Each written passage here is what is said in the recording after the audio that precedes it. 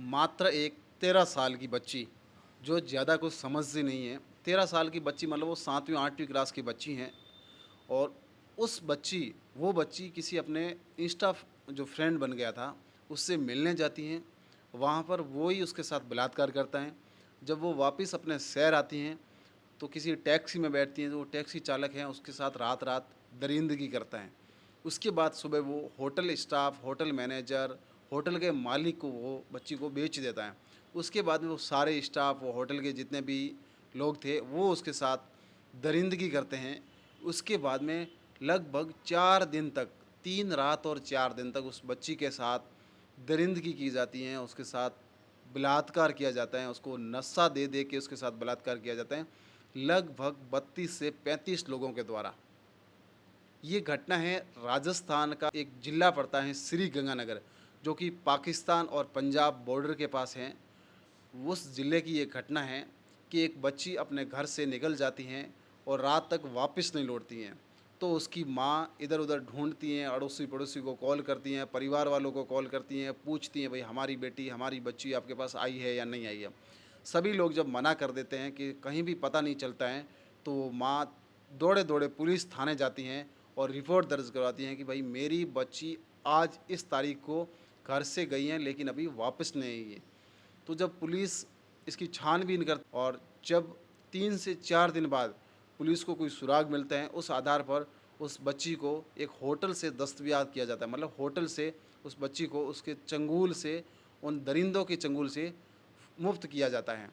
तब उससे सब कुछ पूछताछ की जाती है, तब वो बच्ची बताती हैं कि मेरा एक इंस्टा पे फ्रेंड है और वो 13 साल की बच्ची का इंस्टा पे फ्रेंड है। ये भी एक सोचने की बात है। वो उससे मिलने गंगानगर से 100 किलोमीटर दूर एक गाँव पड़ता है, एक तहसील है या कुछ श्री विजयनगर पड़ता है, लगभग 100 किलोमीटर दूर।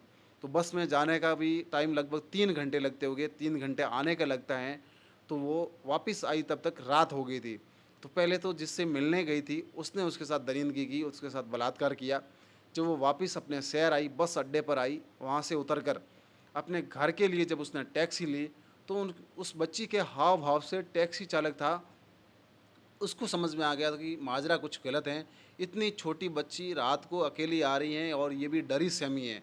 तो उसने जब उसको कुछ पूछा, तो बच्ची डर गई।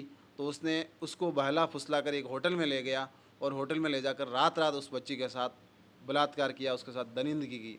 सुबह उस टैक्सी चालक ने उस बच्ची को उस होटल का मालिक, होटल का मैनेजर और होटल में काम करने वाले कर्मचारियों को उस बच्ची को बेच दिया। और उसके बाद में ये खेल वहीं से शुरू होता कि जितने उनके जानकार थे, उनके फ्रेंड सर्किल में थे, सब ने उस बच्ची के साथ 32 से 35 जनों ने उस बच्ची के साथ बारी-बारी से 3 दिन 4 रात या फिर 4 दिन 3 रात उस बच्ची के साथ दरिंदगी की और उसको नशे का डोज़ दे के उसके बाद में उसके साथ बलात्कार किया, उसके साथ रेप किया।